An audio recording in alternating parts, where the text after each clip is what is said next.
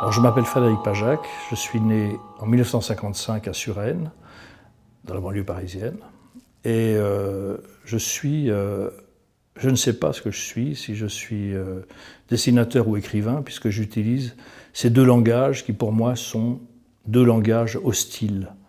Et j'ai essayé non pas de les réunir, mais de les laisser s'opposer l'un à l'autre à travers des livres qui ont commencé lorsque j'avais 45 ans, c'est-à-dire peu avant l'an 2000. Et maintenant, j'en suis au 8e actuellement, au 8e volume d'une série qui s'appelle Le Manifeste incertain, et que j'ai entrepris maintenant il y a exactement 8 ans. C'est un oxymore que j'ai eu en tête à l'âge de 18 ans lorsque j'étais couchettiste, c'est-à-dire que je travaillais dans les wagons-lits et tourisme internationaux. Et je travaillais en Italie à cette époque, donc j'avais 18 ans. Et c'était une époque de chaos en Italie. C'était l'époque des brigades rouges, des milices fascistes, etc.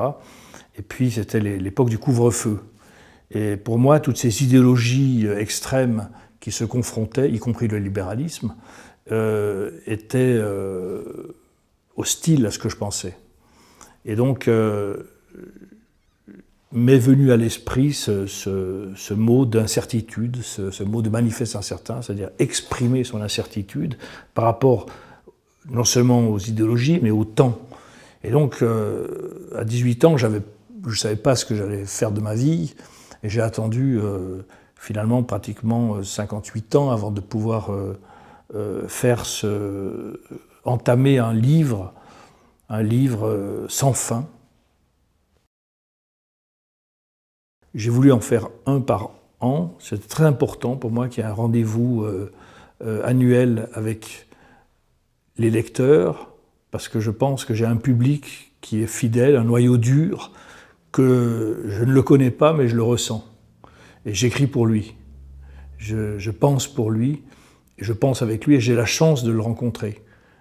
Par hasard, ici et là, dans toute la France, ailleurs, dans d'autres pays, quand il y a des traductions, en Chine, en Russie. J'ai rencontré mes lecteurs un peu partout, et je sais qui sont ces lecteurs, ceux à qui je m'adresse, et qui, au fond, s'adressent à moi aussi, de certaine manière, même si elle est muette.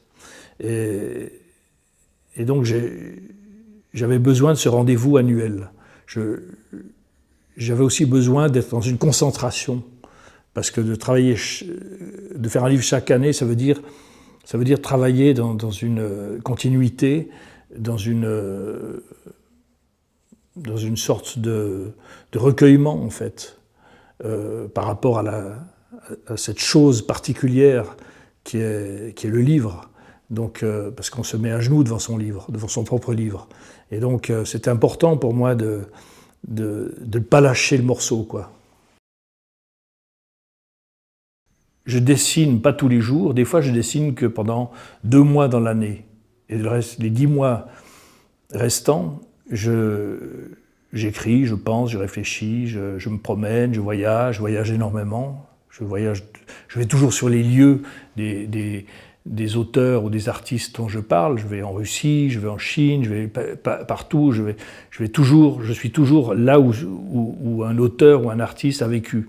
Je vais à Arles si Van Gogh est allé à Arles, je vais à Moscou si Marina Tsvetaeva est allée à Moscou, ou je vais dans Crimée quand elle est allée en Crimée, etc.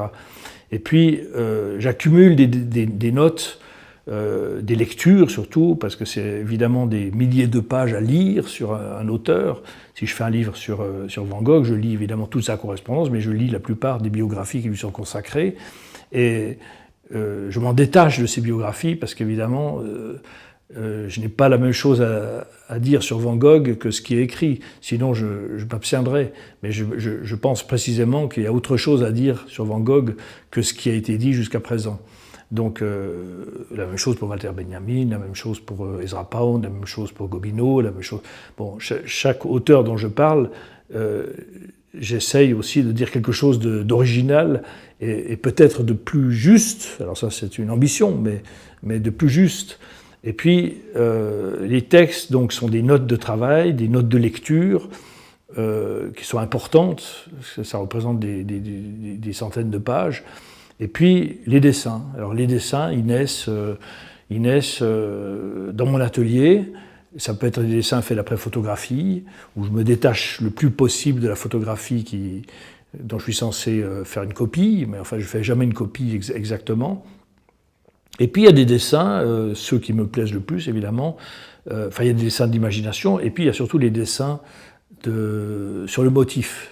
Notamment, dans mes livres, la nature est très présente. La nature, c'est-à-dire la mer, la montagne, et puis la forêt. Et ces trois, la campagne, ces trois paysages, en fait, je les représente sur le motif. Je suis toujours dans la nature et il faut que j'ai les arbres en face de moi pour les dessiner. Et puis ces arbres, d'ailleurs, ils sont toujours... en fait, ils sont presque l'essence de cette hostilité au texte. Parce qu'il n'y a rien de plus beau qu'un arbre. Quand il est bien dessiné, tant mieux. Et puis, surtout, il laisse tout entendre. Il laisse tout imaginer. Quand il est représenté, il ne colle jamais au texte. Il ne sera jamais une illustration du texte. Il sera toujours une évocation d'autre chose.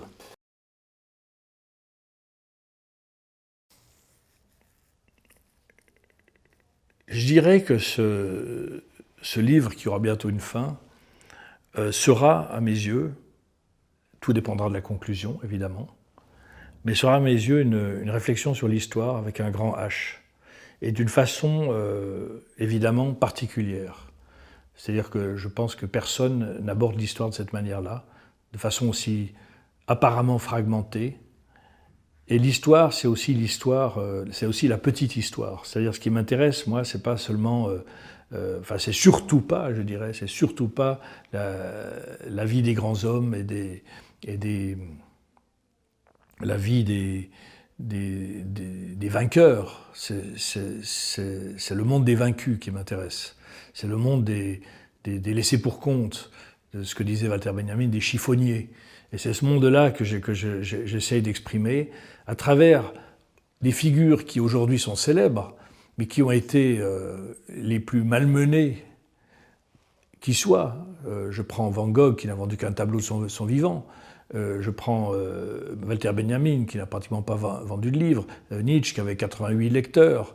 Je prends Marina Tsvetaeva, qui a été effacée de l'histoire soviétique.